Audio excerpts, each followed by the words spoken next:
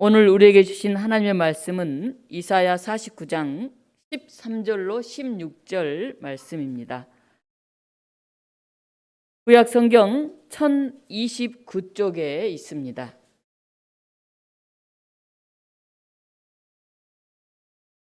이사야 49장 13절부터 제가 봉독하겠습니다.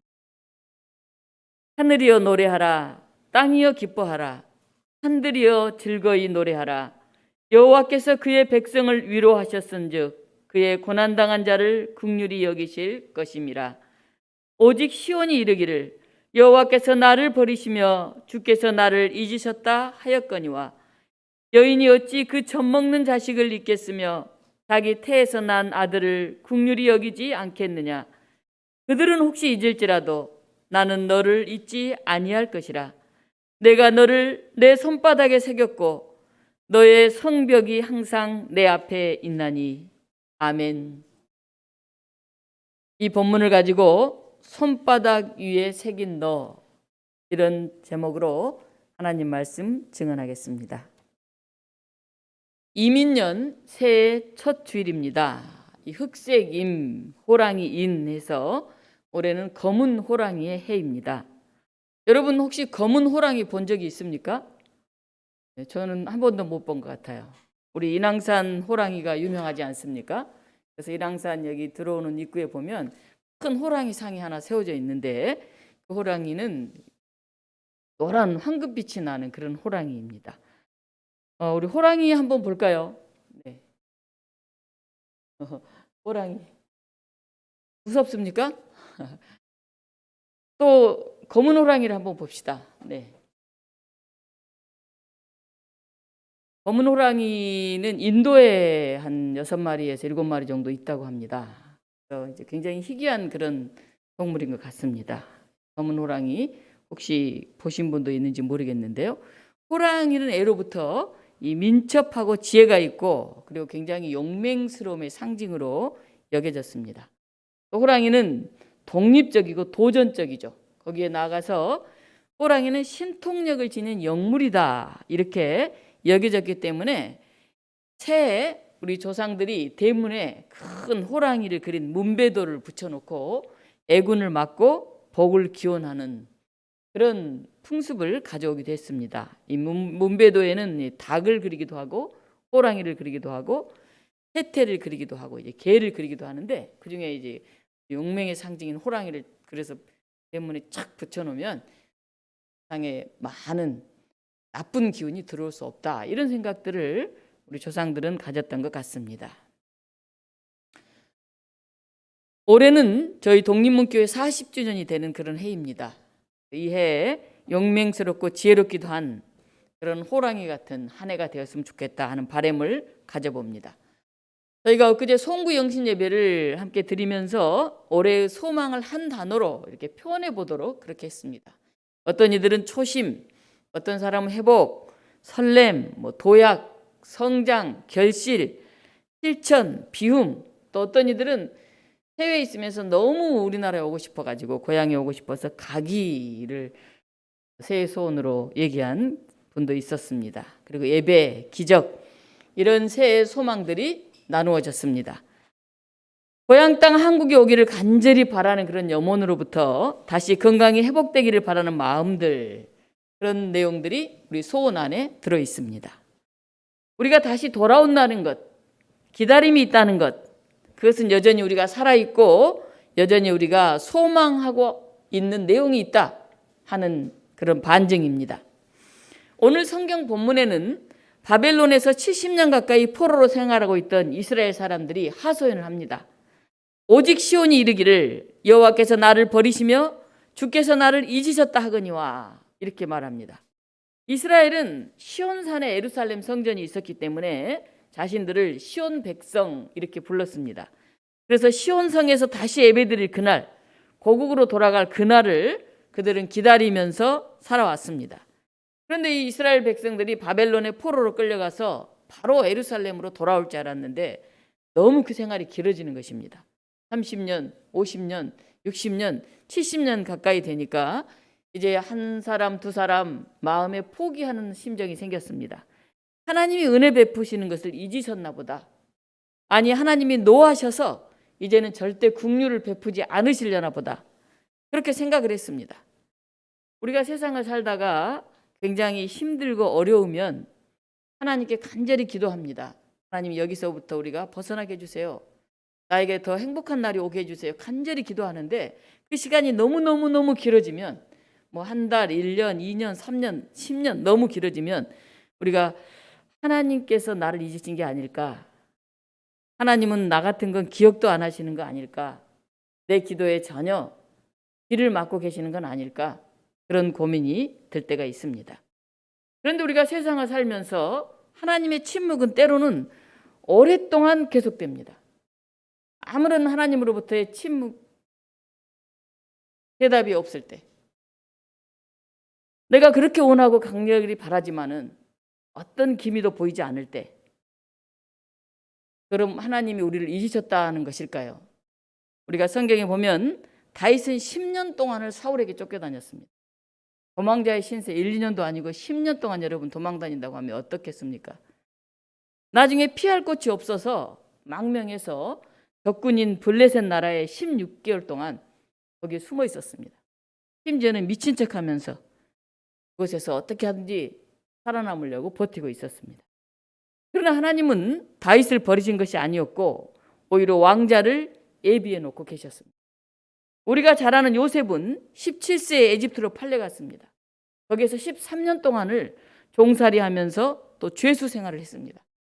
여러분 13년간 노예 생활을 하고 또 감옥에 갇혀 있다고 생각해 보십시오.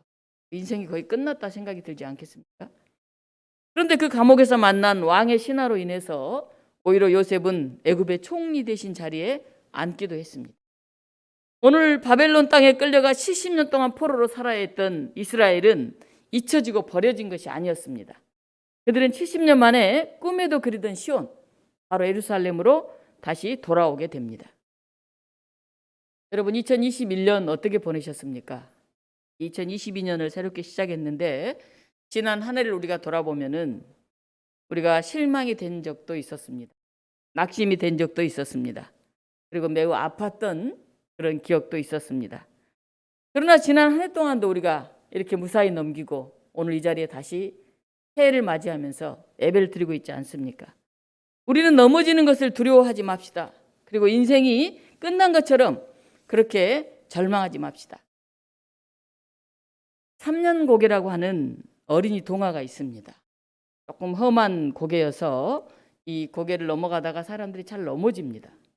그런데 문제는 이 3년고개에서 넘어지면 사람들이 3년을 살지 못합니다. 어떤 사람은 한 달 만에, 어떤 사람은 1년 만에, 어떤 사람은 2년 만에 많이 살아야 3년 안에 다 죽게 된다는 것입니다.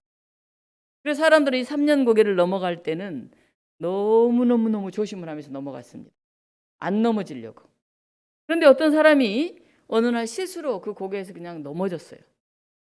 그리고 이제 집에 돌아와서 너무 근심을 하면서 머리를 싸매고 드러누웠습니다. 야, 이제 3년 안에 죽게 된다고 생각하니까 너무 불안하고 몸이 점점 아파오기 시작했습니다. 그러던 어느 날 다 죽게 된 그를 현자가 찾아왔습니다.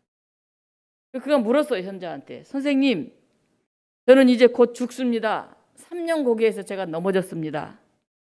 그때 현자가 이 사람에게 이렇게 말했습니다. 3년 고개에서 한번 넘어지면 어떻게 되지요? 3년밖에 살지 못합니다. 그래요? 그럼 한 번 더 넘어지십시오. 이렇게 말했어요. 그러면 6년 살 거 아닙니까? 거기서 아예 굴르십시오. 떼굴. 현자가 이렇게 말했습니다. 그러자 그 사람이 그 얘기를 듣고 그래, 이래 죽으나 저래 죽으나 마찬가지인데 하고 거기에 가서 한 번, 두 번, 세 번, 네 번, 한 10번을 계속 그냥 넘어지고 또 넘어지고 불렀습니다. 그래서 이 사람이 오래오래 살았다는 이야기가 있습니다. 우리가 어떤 여기에 빠지면 큰일 난다 하는 생각을 가지고 그걸 계속 마음에 품고 걱정하고 살다 보면 거기서 헤어날 수가 없습니다. 그런데 아예 그것을 넘어서서 새로운 생각으로 새로운 각도로 사고하다 보면 더 놀라운 창조적인 그런 일들을 만들어낼 수가 있습니다. 인생길에 여러분 넘어져 본 적이 있습니까? 일어나기 힘들다고 주저앉고 싶은 그런 적이 있습니까? 한 번도 우리가 넘어지지 않고 인생을 산다는 것은 극히 어려운 일입니다. 인생을 살다 보면 누구나 넘어질 때가 있습니다. 아마 여러분 지나온 삶을 생각해 보면 10년 전에 그 사건이 내가 크게 넘어져서 굴렀던 때였어. 지금도 생각하기 싫어. 그런 일들 우리에게 있을 수 있습니다. 그러나 그 넘어진 상황을 잘 이용하면 더 잘 사는 그런 원리를 터득할 수 있습니다. 오늘 성경에서는 바로 그 길을 이야기하고 있습니다. 예언자는 70년간이나 바벨론의 포로로 살면서 하나님이 나를 잊으신 것이 아닐까? 언제까지 이렇게 살아가야 할까? 그렇게 한숨 짓고 있는 백성들에게 하나님의 말씀을 전합니다. 바로 어머니에 관한 그런 이미지를 가지고 말합니다. 여인이 어찌 그 젖 먹는 자를 잃겠으며 자기 태에서 난 아들을 긍휼히 여기지 않겠느냐. 그들은 혹시 잊을지라도 나는 너를 잊지 아니할 것이다. 부모는 자기 뱃속에서 난 그런 아이들이 배 아파서 낳은 자식을 결코 잊지 못합니다. 젖을 먹는 아이를 또 엄마는 떼어놓고 어디를 잠깐이라도 나가기가 어렵습니다. 제가 필요 젖을 먹기 때문에 젖 먹일 때가 오면 모든 것을 뒤로 하고 아이 곁으로 갑니다. 그런데 엄마가 막 바빠서 젖 먹는 시간이 됐는데 잠깐 거기 오지 못하면 어떻게 됩니까? 엄마의 몸이 반응을 합니다. 몸이 젖 먹을 아이를 기억해요. 그래서 젖 먹을 시간이 되면 젖을 물리지 못하면 이 가슴이 퉁퉁 불게 됩니다. 내 뱃속에서 나온 생명은 바로 나의 분신과 같습니다. 하나님이 오늘 이스라엘 백성들의 그 얘기를 합니다. 어떻게 부모가 자기 자식을 잊을 수 있겠느냐? 뱃속에서 낳은 자식을 어떻게 잊을 수 있겠느냐? 젖먹이를 어떻게 엄마가 떼어놓을 수 있겠느냐? 결코 그거는 할 수 없는 일이다. 하나님 그렇게 말합니다. 종로나 강화문을 지나가다 보면 자주 보게 되는 그런 프랜카드와 포스터가 있습니다. 20년이 넘도록 애타게 찾고 있는 그런 딸의 얼굴입니다. 우리 한번 떼어주실래요? 혹시 이 그림을 본 적이 있습니까? 이 프랜카드를 본 적이 있습니까? 실종된 송혜이 좀 찾아주세요 하고 프랜카드 길게 있고 곳곳에 포스터가 붙어 있습니다.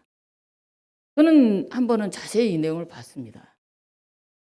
계속 있어요. 가는 데마다 눈에 띄어서 제 이 머릿속에 송혜이라는 이름이 딱 기억이 나고 얼굴이 기억이 나요. 저 사진을 보면. 누가 이렇게 애타게 딸을 찾을까 봤는데 저는 깜짝 놀랐어요. 20년이 넘도록 이 딸을 찾고 있어요. 10년도 아니고 20년쯤 지나면 어떻게 됐겠습니까? 아마 포기할 때쯤 되지 않았겠습니까? 송혜이 1999년 고등학교 2학년이었던 딸 송혜이는 밤에 집으로 오던 중에 실종이 되었습니다. 22년이 딱 됐네요.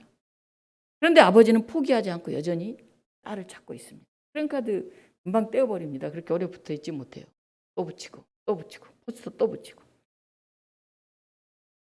다음 사진 한번 볼까요? 심지어는 우리 딸이 성인이 됐다면 이런 모습을 있게라고 그렇게까지 사진을 또 만들어서 현재의 모습을 추정해 가면서 붙여놓고 또 찾고 있어요. 얼마나 애타게 찾고 있을까요? 지금 아마 제가 보니까 한 40대 초반 42살쯤 이제 되었을 텐데 여전히 포기하지 않아요. 송혜의 어머니는 딸을 찾다가 우울증이 심해지고 그래서 알코올 중독이 걸려가지고 세상을 떠났다고 그럽니다. 근데 그 아버지는 트럭에 사람을 찾습니다. 이렇게 프랜카드를 붙이고 딸의 표를 크게 사진으로 도배해가지고 방방곡곡에 딸을 찾아다닌다고. 이 평택에서 사실 딸을 잃었는데 이 대도시 혹시 서울이나 이런 데 있을까봐 여기에 그렇게 프랜카드와 포스터를 붙여가면서 하고 있습니다. 돈이 많은 그런 부모가 아니에요. 그러니까 평택에 조금 외진 곳에 사는 그런 분이에요. 저는 이 프랜카드 포스터를 볼 때마다 그 애타는 심정이 너무나 절절하게 마음속에 다가옵니다. 오늘 성경에서 하나님은 이스라엘을 절대 잊지 않을 것이라고 합니다. 아니 결코 잊은 적이 없다고 하십니다. 15절에 보면 그들은 혹시 잊을지라도 나는 너를 잊지 아니할 것이다 말씀하십니다. 요새 비정한 부모들이 있습니다. 자녀들을 버리고 유기하는 부모도 있습니다. 또는 아버지 뭐 이런 분들에 의해서 폭행당해 죽어가는 그런 아이들도 있어요. 인간은 굉장히 완전하지 못하죠. 그런데 하나님께서 혹시 그들이 잊을지라도, 신부모들이 혹시 자녀들을 돌보지 못하는 그런 엄청난 일이 있을지라도 나는 결코 너희를 잊지 않을 것이다. 그렇게 말씀하십니다. 버림받고 잊혀졌다고 생각하는 사람에게는 하나님을 향한 눈길과 그분의 말씀을 우리가 다시 한번 의지할 것입니다. 지금 이스라엘 백성들이 그렇습니다. 하나님, 저 잊었죠? 이렇게 70여 년 다가오도록 포기했죠, 이제? 우리 버려진 거죠? 그렇게 질문합니다. 근데 하나님 그렇게 말씀하십니다. 야, 젖먹이를 엄마가 잊은 적 봤냐? 자기 뱃속에서 난 자식 부모가 잊어버린 거 봤냐? 세상 사람이 다 있더라도 나는 결코 너희를 잊지 않을 것이다. 그렇게 말씀하십니다. 오 신실하신 주, 그 찬송가가 떠오릅니다. 하나님 한 번도 나를 실망시킨 적 없으시고 언제나 공평과 은혜로 나를 지키셨네. 오 신실하신 주, 오 신실하신 주, 내 너를 떠나지도 않으리라, 내 너를 버리지도 않으리라 약속하신 주님, 그 약속을 지키사 이후로도 영원토록 나를 지키시리라 확신하네. 지나온 모든 세월을 돌아보아도 어느 것 하나 주의 손길 안 미친 것 없네. 오 신실하신 주, 오 신실하신 주. 오늘 이사야 49장 우리가 본문 바로 앞부분인 8절에서 13절을 보면 하나님이 장차 쓰실 사람들의 모습이 세 가지로 나타납니다. 우리 9절 말씀을 같이 한번 읽어보겠습니다. 49장 9절입니다. 내가 잡혀있는 자에게 이르기를 나오라 하며 흑암에 있는 자에게 나타나라 하리라. 그들의 길에서 먹겠고 모든 헐벗은 산에도 그들의 풀밭이 있을 것인즉. 오늘 하나님이 말씀합니다. 잡혀있는 자, 흑암에 있는 자. 잡혀있는 사람들, 뭐 감옥에 있을 수도 있겠습니다마는 바벨론 포로로 잡혀있는 사람들일 수도 있습니다. 오늘날로 말하면 무엇인가에 우리가 매여 있는 것일 수도 있습니다. 나를 올가매고 꼼짝 못하게 하는 그 무엇, 잡혀있는 사람. 그리고 흑암에 있는 사람, 어둠 가운데 있는 사람들을 말합니다. 코로나19로 인해서 이제 3년의 시간을 시작하고 있습니다. 올해 끝나겠지, 이번에는 진짜 끝나겠지, 이렇게 기다렸던 시간들이 이제 3년째 접어들고 있습니다. 어둠 속에 있습니다. 바이러스라고 하는 어둠 속에 있습니다. 경제적인 어둠 속에 있습니다. 나를 둘러싸고 있는 질병의 어둠이 있습니다. 우리는 어떤 흑암 속에 있습니까? 그런데 놀랍게도 하나님은 무엇인가 구속되어 있는 사람, 그리고 어두운 가운데 있는 사람, 바로 그 사람들을 들어 쓰시겠다고 말씀하시는 거예요. 지금 잡혀있는 이스라엘 사람들, 앞이 보이지 않는 그런 상황 속에 있는 그들에게 이 말씀은 엄청난 복음과 같은 말씀이었습니다. 13절 말씀 제가 읽습니다. 하늘이여 노래하라, 땅이여 기뻐하라, 산들이여 즐거이 노래하라. 여호와께서 그의 백성을 위로하셨은즉 그의 고난당한 자를 긍휼히 여기실 것임이라. 세 종류의 사람을 말합니다. 하나는 잡혀있는 사람, 하나는 흑암에 있는 사람, 하나는 고난당한 사람을 얘기하고 있습니다. 아마 지난 한 해 여러분 안에 무엇인가에 올고매어 있었던 그런 경험들이 있다고 한다면, 앞이 안 보이는 캄캄한 어둠 속에 있었다고 한다면, 지난 1년 나에게 너무 고통이었어, 너무 힘들었어, 이렇게 생각되고 있는 사람이 있다고 한다면 하나님은 그들을 위로하시고 긍휼히 여기신다고 말씀하고 있습니다. 오늘 8절에 보면 하나님은 내가 내게 응답하였고 너를 도왔고 보호하셨다, 그렇게 말합니다. 응답하였고 도왔고 보호하신다. 하나님의 보호를 절실하게 원하는 사람, 하나님은 그들을 잊지 않으셨다는 겁니다. 아니, 그들을 들어서 돕고 보호하시고 응답하셨다는 겁니다.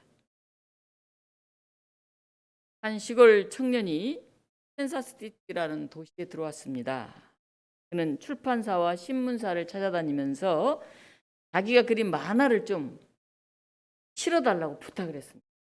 힘을 다해서 꿈을 안고 만화를 가지고 이제 도시에 올라온 거죠. 그런데 한 군데도 이 청년을 상대하지를 않습니다. 뭐 본점만치 합니다. 출판사, 신문사 뭐 어림도 없어요. 조그마한 출판사의 말에도 우리는 관심이 없습니다. 이렇게. 그러다가 마치 주일이 되었습니다. 그래서 길거리에 보이는 그냥 교회 한 곳에 들어갔습니다. 앉아서 이렇게 예배를 드리는데 아무것도 마음에 와닿지 않아요. 찬송을 불러도 뭐 별로 와닿지 않고, 목사님 설교를 해도 뭐 무슨 말을 하는지 와닿지 않고, 그냥 마음이 먹먹해서 하염없이 엎드려서 눈물만 흘리고 울고 있었습니다. 사람들이 다 나갔는데 이 청년이 눈물 범벅이 돼서 그냥 뒤에 앉아서 울고 있는 거예요. 예배 목사님이 이 청년을 보고 물었습니다. 이렇게 울고 있느냐. 자기가 꿈을 안고 만화를 그리고 이 도시에 왔는데 하는 곳마다 전부 다 거절을 당하고 너무나 이제 낙심이 되어서 다시 돌아갈 수도 없고 있을 것도 없고 너무 암담해서 그냥 눈물밖에 나지 않습니다 라고 얘기를 했습니다. 그 사정을 다 들은 목사님이 참 청년 딱하다는 생각이 들어서 이런 얘기를 하셨습니다. 우리 교회 창고가 하나 있네. 거기 이제 안 쓰는 뭐 의자나 이런 것들이 들어있는데 그 한쪽에 침대 해놔놓고 일을 구할 때까지 거기서라도 머물게, 그리고 교회에 뭐 거둘 일 있으면 조금 도와주게, 이렇게 말을 했습니다. 용기를 잃지 말게, 하나님이 자네를 사랑하고 계신다는 것을 잊지 말게, 그렇게 얘기를 하고 먹을 것을 조금씩 갖다 주었습니다. 그런데 이 청년이 그 창고에서 지내다 보니까 낮이나 밤이나 쥐가 그렇게 많이 돌아다니는 거예요. 쥐가 얼마나 끔찍합니까? 쥐와 같이 살고 있으니. 그 청년이 특별히 할 일도 없고 심심하고, 그래서 먹을 걸 조금씩 나눠줬어요, 쥐한테. 그러니까 쥐가 점점 가까이 오더니 먹고 청년하고 무서워하지 않고 노는 거예요. 청년 나아지고 저녁이고 쥐가 청년하고 같이 그 안에서 창고에서 지내는 겁니다. 청년이 쥐를 보면서 그림을 그리기 시작했습니다. 그림 그린 청년이잖아요. 무료하잖아요. 근데 쥐를 밥 먹는 모습, 뭐 쥐가 짹짹짹하는 모습 돌아다니면서 너무 생생하게 친구처럼 지내다 보니까 그림이 살아있는 거예요. 그냥 멀리서 보고 그리는 게 아니라 자기의 삶 속에서 같이 밥 먹고 같이 울고 같이 고민하면서 그 쥐의 모습을 하나하나 그리는 거죠. 여기에서 전 세계를 사로잡은 미키마우스가 탄생을 했습니다. 먹을 것도 잘 것도 없던 청년, 이 청년 이름이 바로 윌터 디즈니입니다. 그는 미국에 나온 세계적인 만화가가 되었고 또 헐리우드 최고의 영화 제작자가 되었습니다. 그리고 1955년 미국 캘리포니아주에 디즈니랜드를 개장을 했습니다. 엄청난 세계적인 그런 사람이 된 것입니다.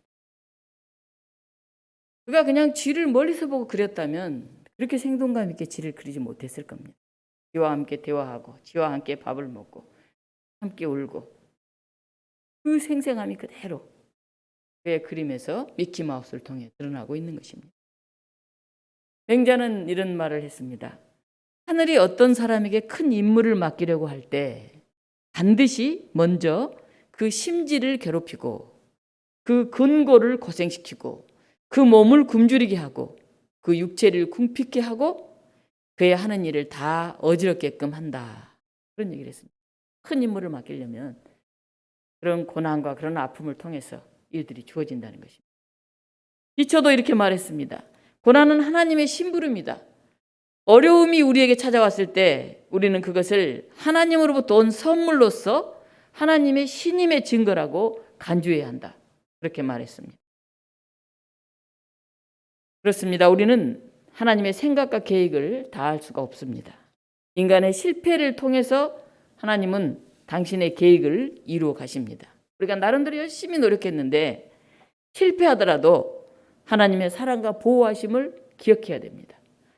아니 어찌 보면 내가 열심히 해서 잘 되면 내 힘으로 잘 된 것처럼 의기양양할 텐데 해도 안 되니까 더 이상 앞이 보이지 않으니까 그냥 교회 와서 뒤에 앉아서 엎드려 울 수밖에 없었던 그런 디즈니와 같은 마음을 우리가 간직할 때 거기서 놀라운 세일이 시작될지 모르겠습니다. 하나님은 잡혀있는 사람, 흑암에 갇혀있는 사람, 고난당한 사람들을 택하셔서 위로하시고 보호하십니다. 인생길에서 어떤 처지에 있든지 무엇을 만나든지 거기에서 하나님의 계획을 실천하고 찬양하는 그런 믿음이 우리에게 필요합니다. 사랑하는 독립교회 여러분, 지난 시절 우리는 실망과 좌절을 많이 겪었습니다. 시대마다 역사가 흔들리는 그런 경험도 했습니다. 그러나 하나님은 우리가 알지 못하는 방법과 과정을 통해서 우리를 보호하시고 이렇게 세우셔서 오늘 여기까지 이르게 하셨습니다. 이제 우리는 독립문교회 40년을 시작합니다. 우리는 뜻하지 않게 독립문교회라는 이름으로 오늘 이 자리에 함께 있습니다. 내가 어떻게 이 자리에 왔지? 내가 어떻게 이 교회를 다니게 됐지? 여러분, 우리가 선자리를 한번 생각해 보시기 바랍니다. 40년 동안 목마름도 있었고 배고픔도 있었고 심각한 위기도 있었습니다. 그러나 하나님은 늘 마실 물을 주셨고 만나와 메추라기를 주셔서 우리를 여기까지 인도하셨습니다. 지난 2년 코로나19로 모두가 힘들어하는 상황 가운데서도 큰 어려움 없이 우리를 보호하셨습니다. 단순히 교회가 커지고 사람이 많이 모이는 그런 눈에 보이는 성장을 넘어서서 우리 독립문교회가 이 지역에서 존재하는 이유를 알게끔 하셨습니다. 우리가 연약한 이들을 부둥켜 안고 마을을 변화시키면서 하나님 나라의 비전을 전파하는 그런 사명을 주셨습니다. 우리는 참 작은 교회지만 그래도 이 지역에서 의미 있는 일을 하고 있는 그런 교회라는 그런 자부심을 가지고 있습니다. 코로나19 상황을 맞이하면서 우리 교회의 비전과 방향이 얼마나 소중한 것인가를 우리가 새롭게 깨닫게 됩니다. 팬데믹 상황에서 일부 한국교회는 세상 사람들의 안위와는 상관없이 개교회의 안정과 성장만을 추구해왔던 그런 모습이 그대로 드러나고 있습니다.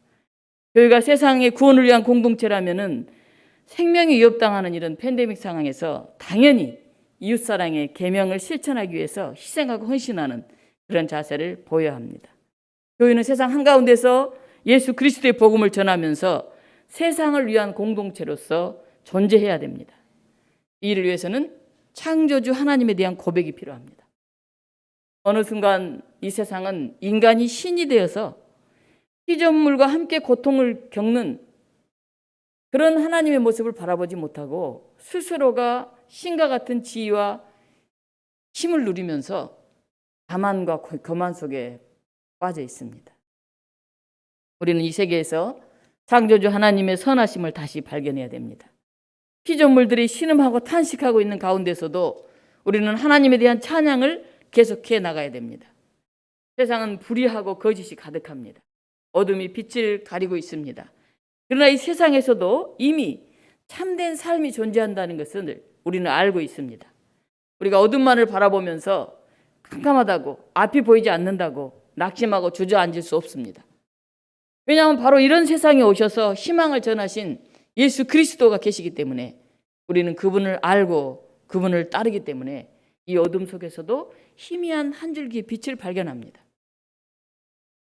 자유를 한번 맛본 사람은 다시 노예가 되어서 무릎을 꿇고 비참하게 살아가기가 참 어렵습니다. 주님이 주시는 그 기쁨과 평화를 아는 사람은 어떤 고난이 닥쳐올지라도 인내할 수 있습니다. 그 기쁨을, 그 맛을 알고 있기 때문에 그렇습니다. 사랑하는 독립문교 여러분, 여러분이 바로 교회입니다. 우리가 바로 교회입니다. 교회는 세상을 위해서 존재합니다. 그리스도에게 부름받은 형제 자매로서의 공동체, 이 교회를 통해서 우리는 세상에 빛을 드러내야 합니다.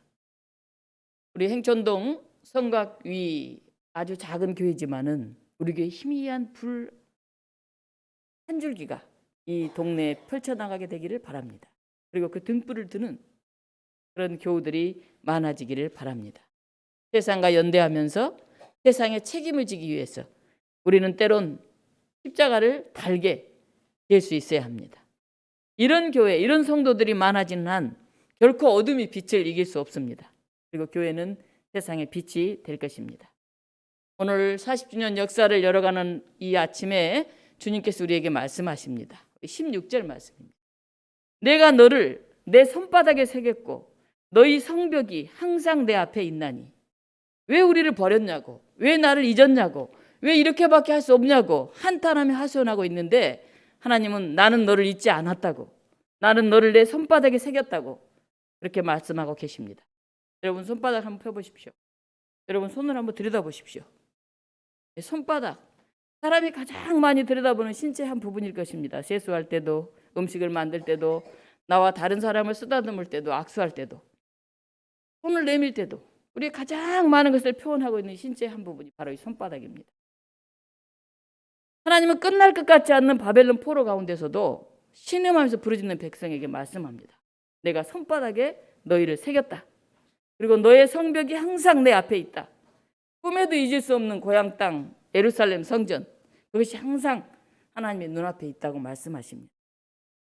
아마 오늘 우리에게 이렇게 말씀하실 것 같습니다. 사랑하는 독립문 교우들아, 나는 너희를 결코 잊은 적이 없다. 너희는 내 손바닥에 새겨져 있다. 그리고 그 교회의 성벽이 항상 내 눈앞에 있다. 이렇게 말씀하십니다. 오늘 같이 13절 말씀 함께 읽겠습니다. 하늘이여 노래하라, 땅이여 기뻐하라, 산들이여 즐거이 노래하라. 여호와께서 그의 백성을 위로하셨은즉 그의 고난당한 자를 긍휼히 여기실 것임이라. 하나님 우리를 위로하시고 긍휼히 여기시며 손바닥에 새겨 보호하시며 인도하신다고 하는 이 벅찬 소식을 하늘과 땅 온 세상에 함께 전했으면 좋겠습니다. 단순한 인간들만이 아니라 하늘, 땅, 산, 온 자연, 우리가 생태계를 온전히 지켜내지 못했고 생명을 존중하지 못했고 인간 중심, 나 중심, 우리 가족 중심 이런 이기적인 삶을 살면서 자연이 폐파되었습니다.